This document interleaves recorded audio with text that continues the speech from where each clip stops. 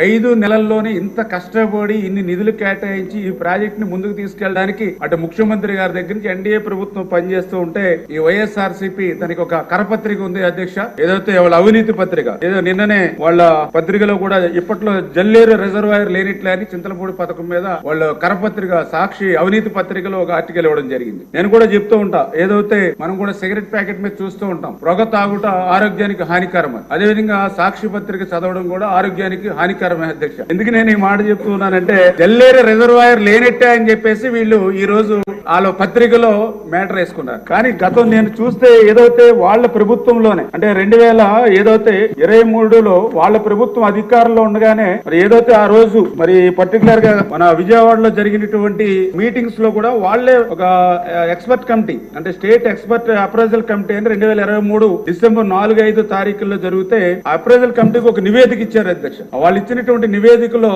చాలా క్లియర్ గా submit affidavit for stating that no earthen dams and no reservoirs are proposed to be constructed in the project అంటే చాలా clear గా దాంట్లో affidavit submit చేశారు. ఈ చింతలపూడి ప్రాజెక్ట్ లో రిజర్వాయర్స్ ఏమీ కూడా మేము ప్రపోజల్ చేయట్లేదని వాళ్లే ఆ రోజు రిజర్వాయర్ ని ఎత్తేసినటువంటి పరిస్థితి అధ్యక్ష. దాని తర్వాత మళ్ళీ వాళ్ళు గవర్నమెంట్ కూడా ఒక లెటర్ కూడా రాశారు అధ్యక్ష. మళ్ళీ డిసెంబర్ 2023లో చాలా క్లియర్ గా అందులో కూడా మెన్షన్ చేశారు అధ్యక్ష. Jalleru reservoir component is deferred public kept aside as Jalleru reservoir component exist in the original as well as revised administration approval given by the government అంటే మేము ఏదైతే జల్లేరు రిజర్వాయర్ ని వదులుకున్నామో దీన్ని పక్కన పెట్టామని చాలా క్లియర్ గా వాళ్ళ ప్రభుత్వంలోనే అఫిడవిట్ ఇచ్చి వాళ్లే గవర్నమెంట్ కి లెటర్లు రాసి ఈ రోజు ప్రభుత్వం మారిన తర్వాత ప్రతిపక్షంలోకి వచ్చిన తర్వాత ఇటువంటి బురద జల్లేటువంటి కార్యక్రమం వాళ్ళు చేస్తున్నారు అధ్యక్ష. ఏది ఏమైనా ఈ రోజు ఎన్డీఏ ప్రభుత్వం కృతనిశ్చయంతో, ఎందుకంటే ఈ రోజు ఏదైతే ఈ యొక్క 10-12 నియోజకవర్గాలకి నీరు అందించడమే కాదు అధ్యక్ష,